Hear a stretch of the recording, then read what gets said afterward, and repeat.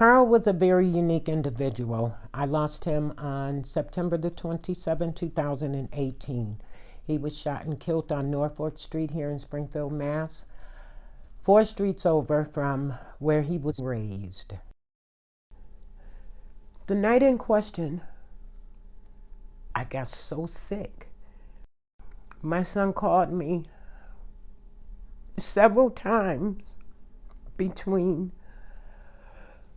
I would say, 6 and 9. And just every phone call, he said, I love you. Mommy, I love you. I fell asleep and I kept hearing my phone. And finally, my daughter had came in the room and she was getting ready to go up the street to her friend's house, and she said, Mommy, you okay? And she brought me some soup that she had made and some ginger ale, and she was leaving, and I said, my phone keeps ringing. And I looked over and it was my niece that had called me back to back within 3-4 minutes through Facebook, through regular phone, at least 10 times. And I said, what in the world? So just as I went to pick it up to call her back, it rang again, and I answered, and it was my niece screaming, Auntie, my mom just called me. I'm on my way home from work. She couldn't reach you. She said little Carl got shot and he's not moving. And I immediately hung up and I just said, no, God, this is not true. And I called my daughter, who had just actually pulled out of the parking lot from where we lived. And I told her, I said, Carl's been shot. And we rushed over. I got there within 20 minutes of my son being shot and killed. When I got there, my daughter and I, after I called everyone on the way to meet me there, there was over 50 to 100 people already there. And I saw my son laying there. They wouldn't let me touch him. They wouldn't let me go near him. But they weren't telling me anything, and they were trying to hold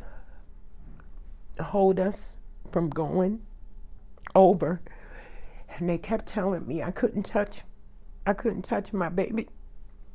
And all I wanted to do was put him in my arms and hold him, because I was his mother. And I knew that I could bring him back. I knew I could bring him back. That's all I wanted to do. I didn't want it to be true. In the time, I watched my baby lay there for hours. And before they took him off of the ground, and it had started raining, and I could not understand why they were letting my baby just lay there. And the rain just coming down on him, and they wouldn't let me touch him.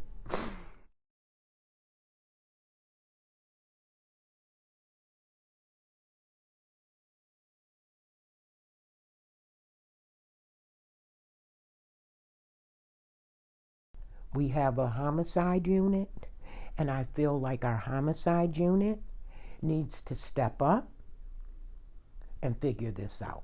Because if this is your job and you can't get it done one way, then that's not the way that it's supposed to be done. So now you have to figure out how this job has to be done. Because apparently what you're doing is not solving the problem. So you're going year after year after year after year after year. And mind you, our children are dying year after year after year because you're going on. We need somebody to talk. Okay, well, how many years have you figured out that getting somebody to talk is not going to solve this. So now I feel like you need to go around them circles. You need to figure out how you can go around having somebody come sit in your office and say, I was there. I seen everything. And that's the only way you can solve a murder. I don't buy that. And I feel that our police department, our homicide unit, needs to do a little more in solving our children's cases. And in my fight to get justice for my baby, I will fight to get justice for all our babies. Because this can't keep happening to our children.